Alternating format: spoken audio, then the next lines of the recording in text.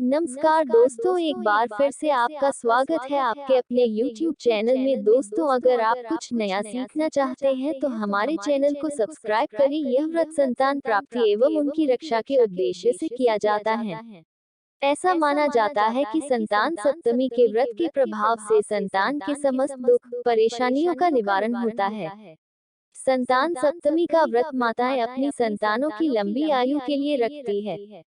इस व्रत के दिन किसकी पूजा और किस तरह से की जाती है, इसकी जानकारी आपको हम नीचे दे रहे हैं। इसे ध्यान से पढ़िए। हिंदू पंचांग के अनुसार इस साल के भाद्रपद महीने के शुक्ल पक्ष की सप्तमी तिथि 21 सितंबर 2023 को दोपहर 2:14 बजे शुरू होकर 22 सितंबर 2023 को दोपहर 1:35 बजे खत्म होगी। इसी बीच महिलाएं व्रत रखेंगी और भगवान शिव के साथ माता गौरी का ध्यान करके व्रत करेगी। ब्रह्म मुहूर्त सुबह 4:35 से सुबह 5:22 तक। अभिजित मुहूर्त सुबह 11:49 से दोपहर 12:38 तक। गोधूली मुहूर्त शाम 6:18 से शाम 6:42 तक। अमृतकाल सुबह 6:47 से सुबह 8:23 तक। संतान सप्तमी कब मनाई जाती है? यह व्रत हिंदी पंचांग अनुसार भादो मास शुक्ल पक्ष की सप्तमी के दिन मनाई जाती है। इसे ललिता सप्तमी भी कहा जाता है। हर वर्ष संतान सप्तमी मनाने की तिथि की अलग अलग दिन होती है। इस वर्ष संतान सप्तमी का त्योहार 22 सितंबर को मनाया जाना है। इस साल संतान सप्तमी व्रत पूजा के मुहूर्त का समय इस प्रकार है। ये व्रत स्त्रियां पुत्र प्राप्ति की इच्छा हेतु करती हैं। यह व्रत संतान के समस्त दुख परेशानी के निवारण के उद्देश्य से किया जाता है। संतान की सुरक्षा का भाव लिए स्त्रियां इस व्रत को पूरे विधि विधान के साथ करती हैं। यह व्रत पुरुष अर्थात माता पिता दोनों मिलकर संतान के सुख के लिए रखते हैं। संतान सप्तमी व्रत पूजा विधि। भाद्रपद शुक्ल पक्ष की सप्तमी के दिन प्रातः जल्दी उठकर स्नान कर माता पिता संतान प्राप्ति के लिए अथवा उनके उज्जवल भविष्य के लिए इस व्रत का प्रारंभ करते हैं।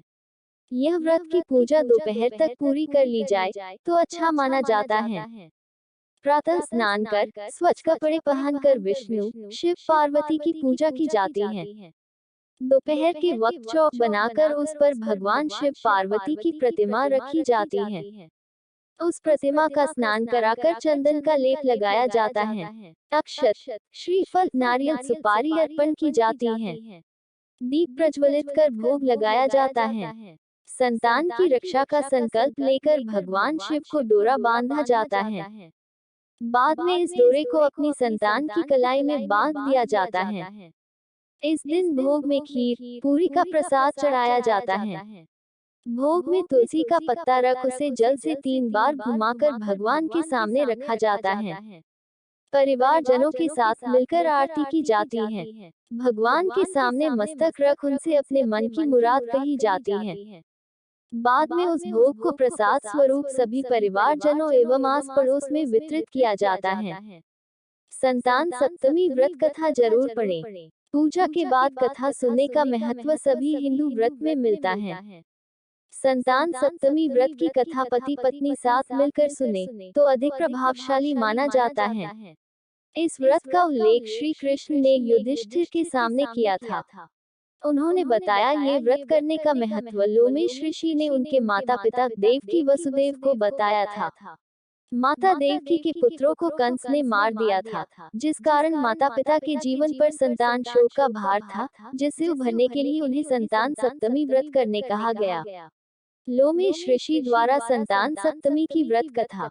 अयोध्या का राजा था नहुष, उसकी पत्नी का नाम चंद्रमुखी था। चंद्रमुखी की एक सहेली थी जिसका नाम रूपमती थी। वो नगर के ब्राह्मण की पत्नी थी। दोनों ही सखियों में बहुत प्रेम था।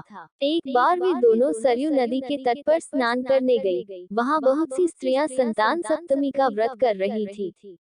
उसकी कथा सुनकर इन दोनों सखियों ने भी पुत्र प्राप्ति के लिए इस व्रत को करने का निश्चय किया, लेकिन घर आकर वे दोनों भूल गई। कुछ समय बाद दोनों की मृत्यु हो गई और दोनों ने पशु योनि में जन्म लिया। कई जन्मों के बाद दोनों ने मनुष्य योनि में जन्म लिया। इस जन्म में चंद्रवती का नाम ईश्वरी एवं रूपमती का नाम भूषणा था। ईश्वरी राजा की पत्नी एवं भूषणा ब्राह्मण की पत्नी थी। इस जन्म में भी दोनों में बहुत प्रेम था। इस जन्म में भूषणा को पूर्व जन्म की कथा याद थी, इसलिए उसने संतान सप्तमी का व्रत किया, जिसके प्रताप से उसे 8 पुत्र प्राप्त हुए। लेकिन ईश्वरी ने इस व्रत का पालन नहीं किया, इसलिए उसकी कोई संतान नहीं थी। इस कारण उसे भूषणा ने ईर्ष्या होने लगी थी। उसने कई प्रकार से भूषणा के पुत्रों को मारने की कोशिश की, लेकिन उसके भूषणा के व्रत के प्रभाव से उसके पुत्रों को कोई क्षति न पहुंची। थक हार कर ईश्वरी ने अपनी ईर्ष्या एवं अपने कृत्य के बारे में भूषणा से कहा और क्षमा भी मांगी। तब भूषणा ने उसे पूर्वजन्म की बात याद दिलाई और संतान सप्तमी के व्रत को करने की सलाह दी। ईश्वरी ने पूरे विधि विधान के साथ व्रत किया और उसे एक सुंदर पुत्र की प्राप्ति हुई। इस प्रकार संतान सप्तमी के व्रत का महत्व जानकर सभी मनुष्य पुत्र प्राप्ति एवं उनकी सुरक्षा के उद्देश्य से इस व्रत का पालन करते हैं।